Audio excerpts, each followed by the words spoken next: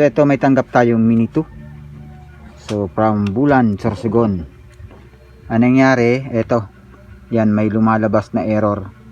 Power system error. Kasi anong nangyari daw, nabasa daw to ng parang nag-crash yata sa tubig. Di ko sure kung sa dagat or sa ilog. Baklasin natin tong tornilyo. Dito dalawa sa unahan, dito sa likod, tapos meron pa yan. Ito pa. Ito yung tornilyo. Dito isa, tapos isa pa rito.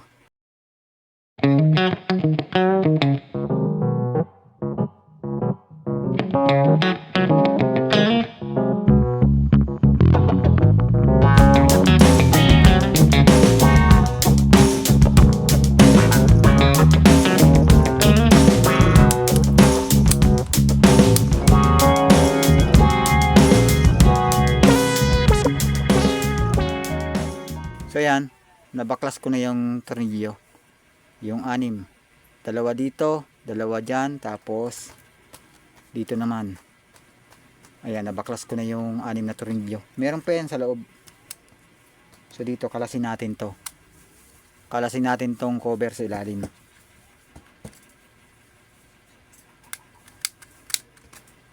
Madali lang naman yung tanggalin.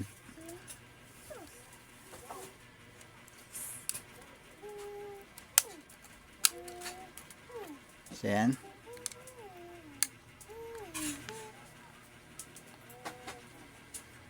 Hindi naman yan masyadong mahirap tanggalin eh.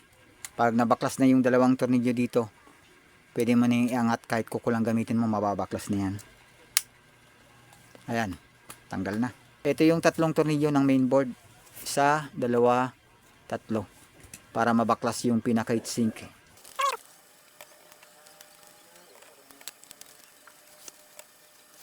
Ito na. Tanggalin na natin yung yan. Ito yung pinaka heatsink ng mainboard. Ayan o, yung logo na DJI. Pag hindi yan water damage, kulay puti. Itong pinakabilog na sticker. Ngayon, pag water damage, kulay pula. Yan ang palatandaan na water damage siya kasi kulay pula na. Ayun, tanggal na. Kabila naman. So medyo matigas yung lock nito.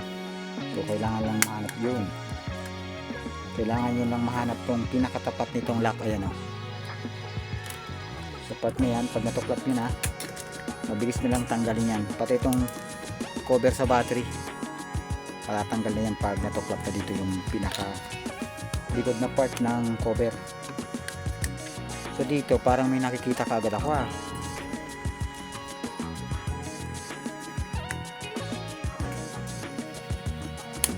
Yun. So yan, tuklap na, magkabilaan. Ito yung pinakalock sa gitna. Ayan, ito yung pinakalock, kabilaan. Ito. Sunod yung sa front naman.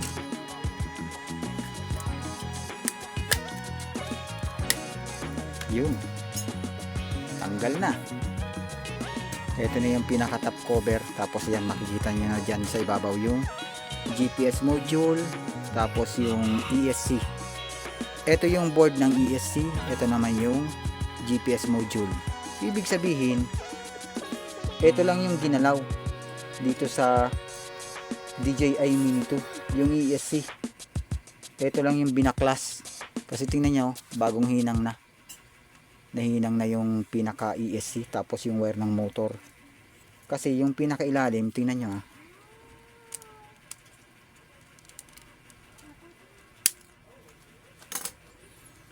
Ito yung pinaka mainboard. So kung titingnan natin dito, ayan, kung titingnan natin, yung mga glue na nagsisilbing lock dito sa mga flex cable, original pa. Hindi pa nagagalaw. So ibig sabihin, hindi pa nababaklas yung pinaka mainboard nito.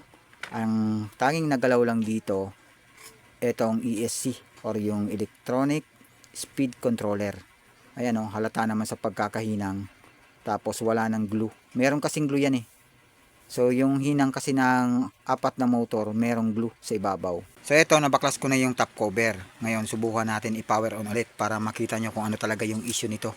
Bukod dun sa error, tingnan nyo ah, i-on ko.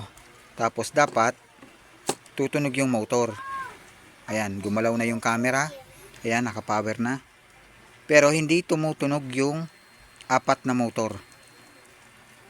Wala, di ba? Halos hindi gumalaw yung propeller.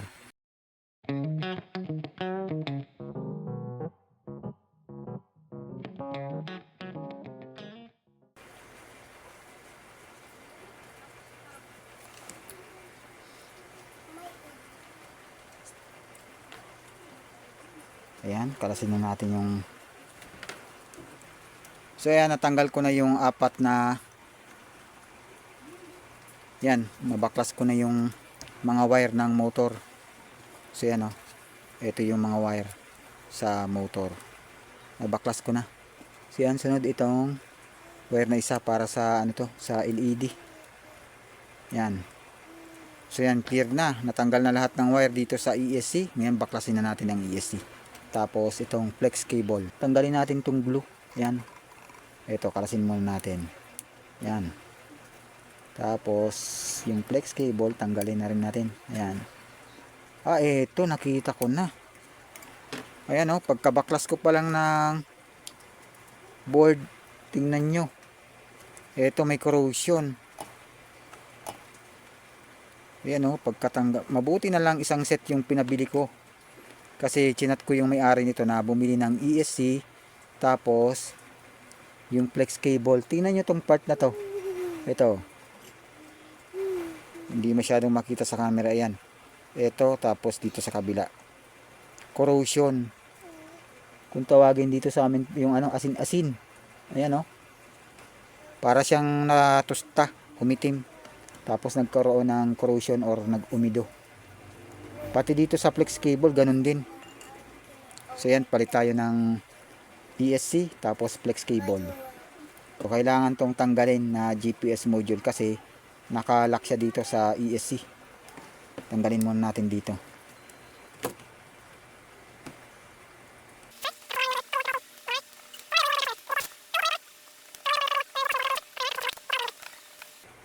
Para mapalitan na natin ang bagong ESC.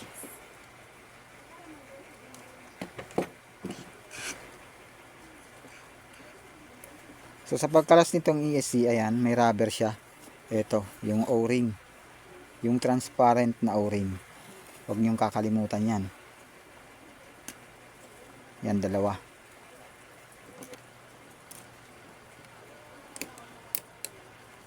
So ayan, kalas ko na yung ESC. Ayan, kitang-kita. Kitang-kita yung ano, yung corrosion. Teka lang ha. Zoom in ko lang. Ayan o. Yung part na to, ayan. Tapos dito sa kabila, ganun din. May damage talaga. Dahil nga na water damage to eh. Naka-zoom in pa rin yung camera natin ha. Ayan o. Di masyadong makita rito pero ayan. May mga napapansin kayong kakaibang kulay, yung parang umitim. So yung kabilang dulo niya nandito. Yung kabilang dulong parte ng flex cable sa ESC, ito. Baklasin natin to. So ito, first time na matatanggal. Kasi yung last yata na nag-check nito, hindi naman kinalas tong ano, mainboard. Yung ESC lang kasi doon lang nagkaroon ng problema. Yan. Tapos dito, tanggalin natin yung glue ng flex cable. So yan, tapos tuklapin natin, ayun. So dito sa kabilang side ng flex cable, maayos, malinis. So yan, tanggalin na natin yung flex cable. Meron kasing ano yan eh, parang double sided tape. Yan. Yun, nabaklas na yung ESC, tapos itong flex cable. Ito na. Tanggal na natin, oras na para palitan yung ESC at flex cable. Ito yung na water damage at ito naman yung bago. Yan o. So tingnan nyo, para yung board pero may pagkakaiba. Kasi dito nyo mahalata or dito nyo mapapansin kung alin yung na water damage. Etong kulay pula, yan yung na water damage. Ito yung kulay puti, ito naman yung bago. Kasi yung logo ng DJI, pag nababasa yan, nagiging kulay pula. So palatandaan yan na nabasa yung board. Yan, kabit ko na tong bagong ESC.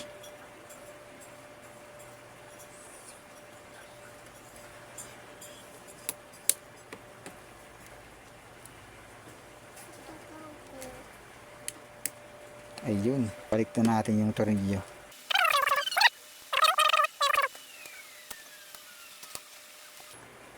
So yan, nakakabit na yung tatlong tornilyo.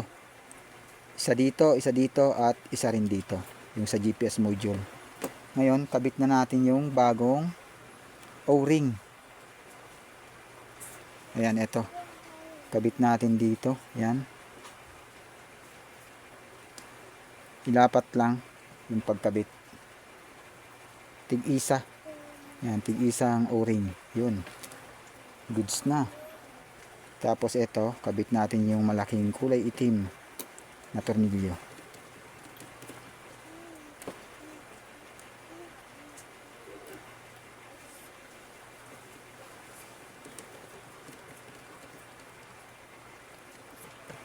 So yan, nakakabit na yung mga tornilyo. 1, 2, 3, 4, 5. Ang sunod, ihinangin na natin yung wire ng motor. So ito yung sinasabi ko kanina. So yung wire ng itong wire, 'di ba may color coding, red, black tapos white. Dito sa main board, ayan, kung mapapansin nyo, may R, may B, may W.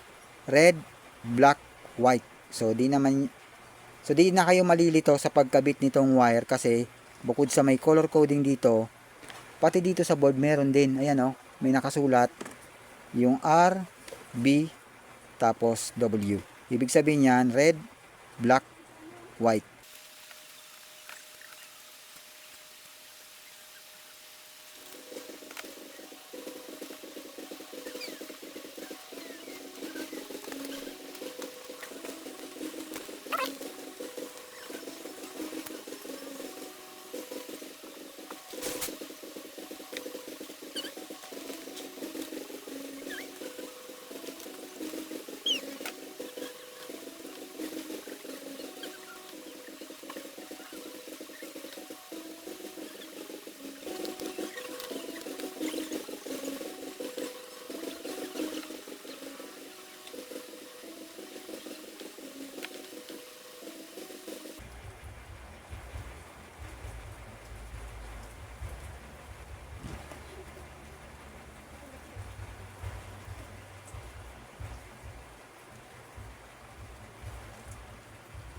So ito, naikabit ko na yung bagong ESC. Tapos yung mga wire na hinang na rin. Ngayon, bago kayo maglagay ng battery, make sure na walang shorted sa pagkakahinang ng lahat ng wire ng motor. Ayan. So dapat may mga gap dyan Walang magdidikitan dyan kasi ang mangyayari, masisira din yung ESC. Ang sunod natin ikabit yung flex cable ng ESC. Nakita nyo to, yung core na nakasulat dyan, ibig sabihin sa mainboard yan nakakabit. Tapos ito sa ESC. Baklasin lang natin tong double sided tape ng bagong flex cable. Ayun. Tapos nakita nyo, etong pakurba na to, dito ito sa may mainboard.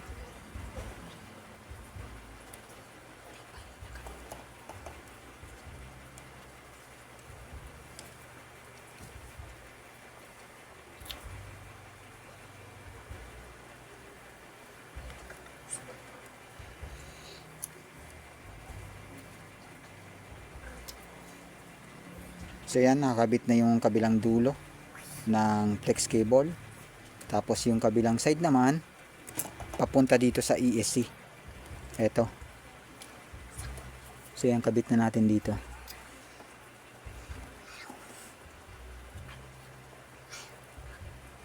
Ayun, nakakabit na.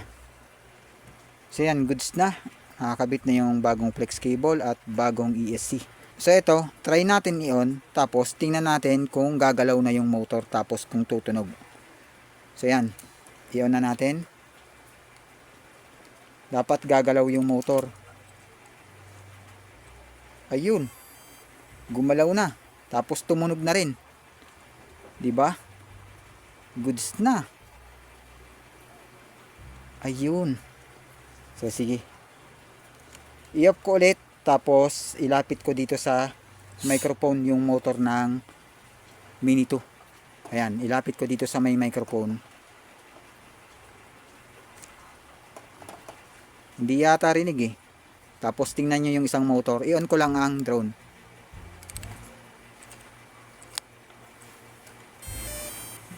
Ayun, nakita nyo, gumalaw tapos tumunog yung motor. Ibig sabihin, goods na itong Mini 2.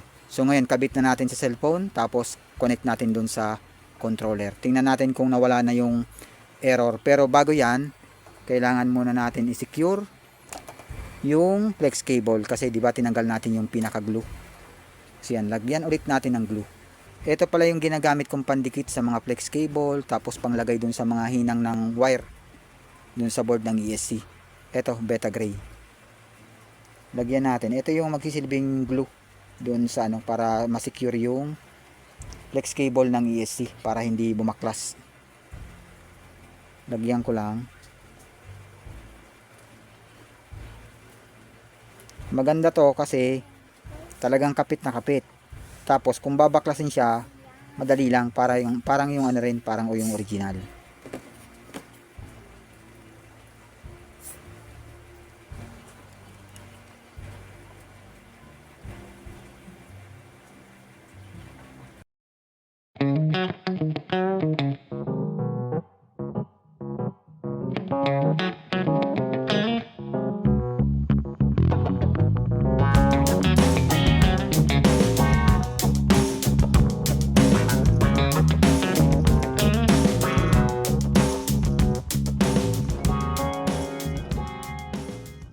Nilagyan ko ng Beta Gray yung pinaghinanga ng wire ng motor, pati yung flex cable, yung terminal, para hindi siya bumaklas. Pati dito sa kabila, ayan, meron din. Ayan, kailangan lagyan yan kasi sa vibration baka kumalas yung bagong flex cable, kaya dapat lagyan ulit ng glue or itong ginamit ko na Beta Gray. Ito, may napansin ako kanina, ito, ayan o, crack kabilaan. Pati ito, ayan o, bumuka. So lagyan natin ng silicone gasket, kahit papaano makakatulong yun.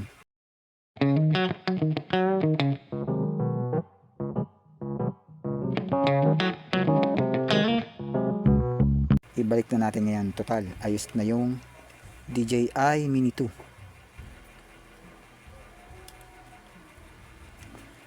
So sa pagkabit nitong top cover, siguraduhin yung walang maiipit na wire, kasi isa yan sa magiging issue. Baka may maipit or mag short circuit na wire. Napakasimple lang ibalik nyan. Ayan o.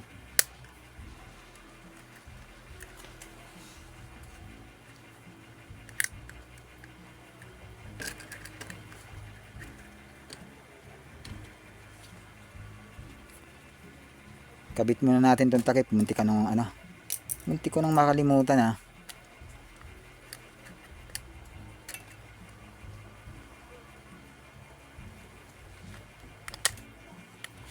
So yan, nakakabit na yung takip ng battery.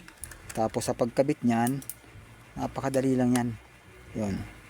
So make sure na pagkabit nyo ng top cover, walang maipit na wire. Delikado ba kasi may may mag short circuit.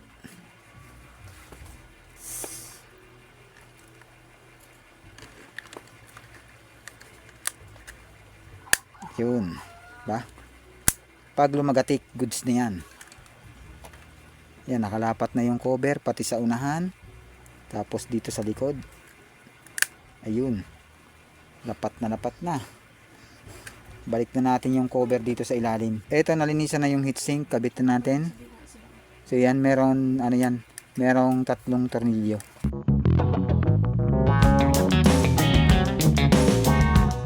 So yan yung tatlong tornilyo. Isa dito, isa dyan, tapos isa rito. So ngayon, kabit na natin yung pinaka cover dito sa ilalim. Tapos ganito lang ikabit. Diinan nyo dito sa gitna para lumapat yung lock. Ayun. Tapos dito sa gilid, ganun din. Diinan nyo rin. Ayun. Pag maglagatik, ibig sabihin nakalapat na. Ayan, goods na, 'di ba? Kabit na natin yung tornilyo. 6 na tornilyo.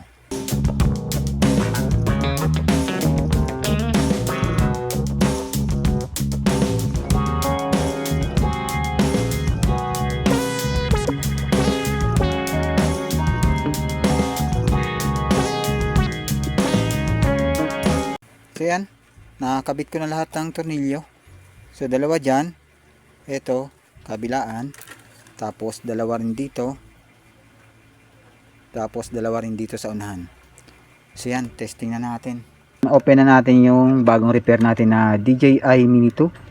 So nung dumating to, pag on mo ng drone, hindi gumagalaw yung motor at hindi tumutunog. Ngayon, naayos na natin, ayan. Turn on na natin yung drone. Ayun. 'Di ba? Tumunog na at gumalaw na yung motor. Ayan, oh. Nawala na yung ano dito, yung error. So ngayon kailangan natin i-calibrate yung IMU. Kasi ganyan ang ginagawa ko lalo na pag galing sa pag-crash yung ano, drone. I-fold muna natin. Kasi kailangan ko mag-calibrate ng IMU. So yan, naka-on yung Mini 2. So yan, dito sa tatlong tuldok. Yan, tapos hanapin natin yung IMU calibration. Yung compass, i-calibrate natin yan mamaya pag nag-test flight na tayo. So ngayon, IMU calibrate muna. Calibrate. Yan, nakita nyo. Start. Yan, makikita nyo dyan. Ganyan yung posisyon. Tapos sunod, pag ganyan. Kung ano yung itsura dito, ayan, nakatagilid. Ganon din ang gagawin natin sa Mini 2. Ayan.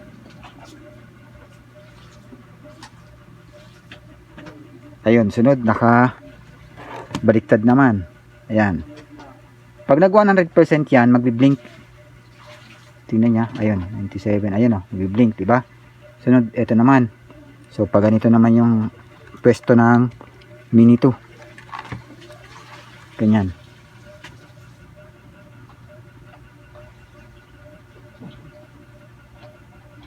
Ayun, nag-blink na.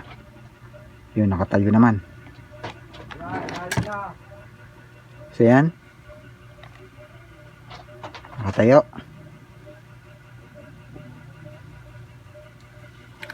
Ayun, nag-restart na. Tapos na yung calibration ng IMU. Ayun, oh, IMU calibration successful. Goods. So yan, paliparin na natin. Yan, start tayo ng calibration ng compass. Yan, calibrate natin yung compass. Makikita nyo dito sa application na yan.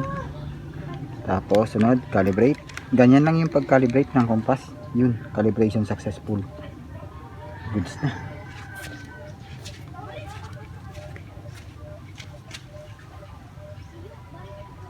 Tapos take off.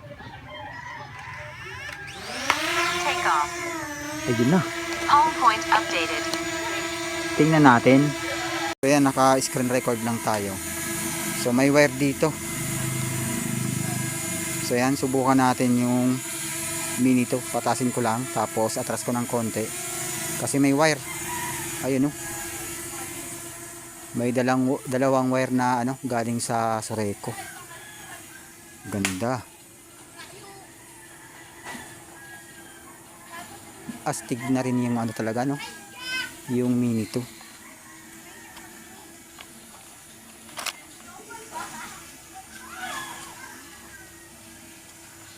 Adjust natin.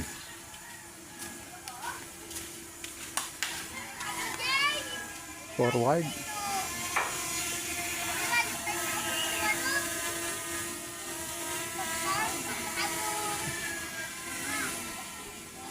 Subukan lang natin yung kung makakalayo ba siya. So far so good. Ganda, oh. Kailangan mag-calibrate ng gimbal. Tagilid yung gimbal. So balik ko muna, tapos calibrate ko yung gimbal. hindi ano eh, hindi pantay yung camera niya.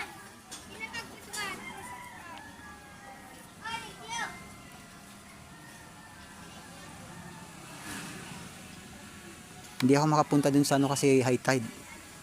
Dun dapat sa seawall.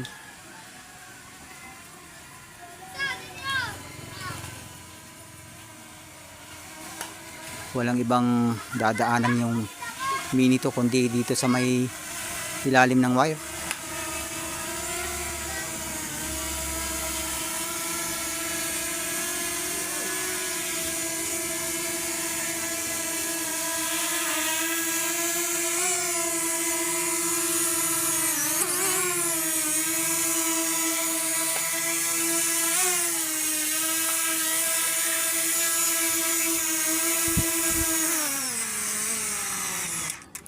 So yan, calibrate ko muna. Gimbal. So dito sa tatlong tuldok, dito sa right side, sa taas. Dito sa control, hanapin lang natin yung gimbal calibration. Ayun, press natin. Tapos auto. Tagilid kasi yung gimbal.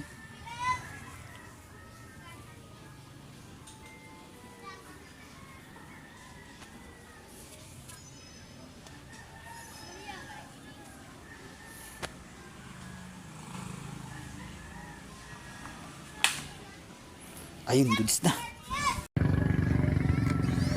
Take Take off. off. Home point Home point updated. updated. So yan, take off na yung Mini 2. So yan, adjust ko lang yung RTH altitude. Gawin ko lang 30. So yan, ang susubukan ko ngayon yung auto RTH ng Mini 2. Ayun, forward natin.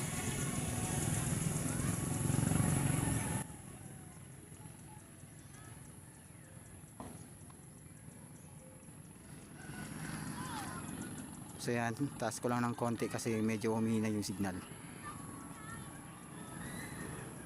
So kanina, lumipat tayo dito sa seawall. Medyo nagkakaroon ng interference. Pero kanina dun sa may pwesto natin, dun sa bahay, walang interference. So yan, medyo goods na. Subukan natin yung auto RTH. Try natin kung makakabalik siya. Yan, return to home. Return to Return to home. home. 30 meters yung altitude na sinet up ko.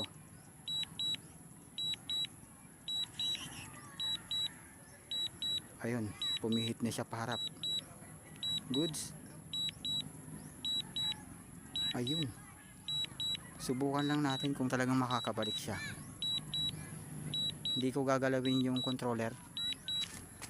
So ito yung controller. Hintayin natin makabalik yung Mini 2. Asa na ba yun? Ayan na.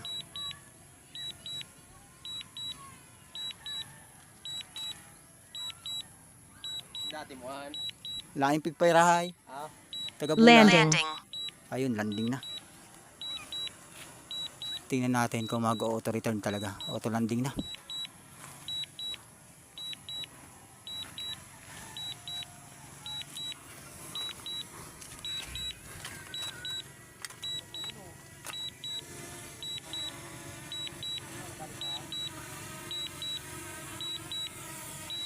Ayan na, saluhin ko na lang.